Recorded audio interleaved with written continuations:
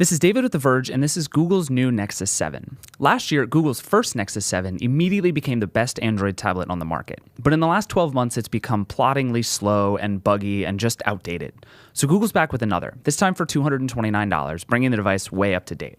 It starts with the hardware, made by ASUS. The new Nexus 7 has a 7.02-inch 1920 by 1200 IPS display that is way better than the last model, or even something like the iPad mini. It has fantastic viewing angles and gorgeous color reproduction, and it's just insanely sharp.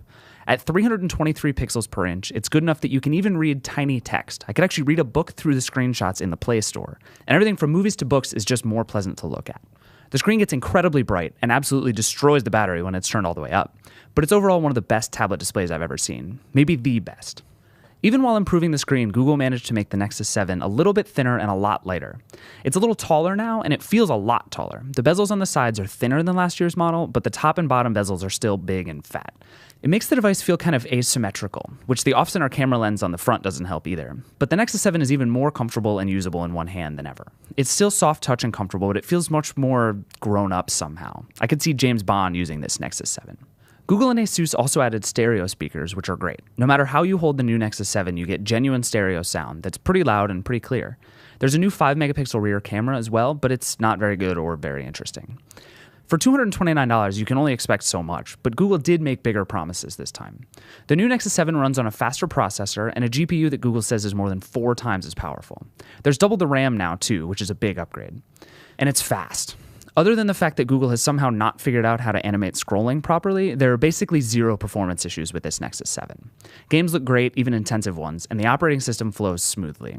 Part of that is definitely due to the fact that the Nexus 7 runs Android 4.3. It's still called Jelly Bean, but it does bring a few new things to the table.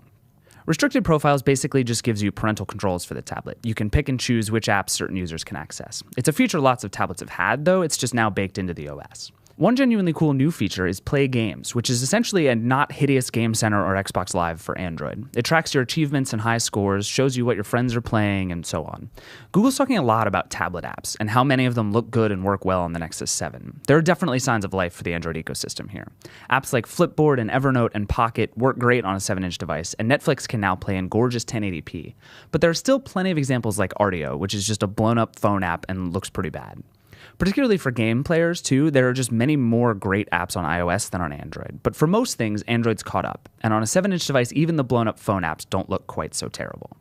The new Nexus 7 is far more powerful than the old. There's no question about that. But I'm still a little nervous. In our benchmark tests, its raw numbers are much better, but relative to the competition, they're about the same as the Nexus 7 was a year ago. I was hoping for insane, crazy power, so this tablet would be able to hang around for years, but that may not be the case. I guess we might just be stuck paying $229 a year forever, which does make the more expensive models, like the 32 gig model for $269, or 32 gigs plus LTE for $349, a much harder sell. Battery life is another thing that was odd about the old Nexus 7, at least the one I bought. It was great for a couple of months and then basically fell off a cliff. For now, the new model easily lasts through a full day of pretty heavy use, even with some gaming and movie watching, and it burns almost no battery on standby, which was not true of the Nexus 7 I bought a year ago. I'm hoping that holds up. So, yes, I'm still a little worried about the future, but in some sense, such is the price of progress. And the Nexus 7 has such good build quality, such a gorgeous screen, and finally, such a good selection of tablet apps that for as long as the processor can hang around, this is going to be one of the best Android tablets on the market.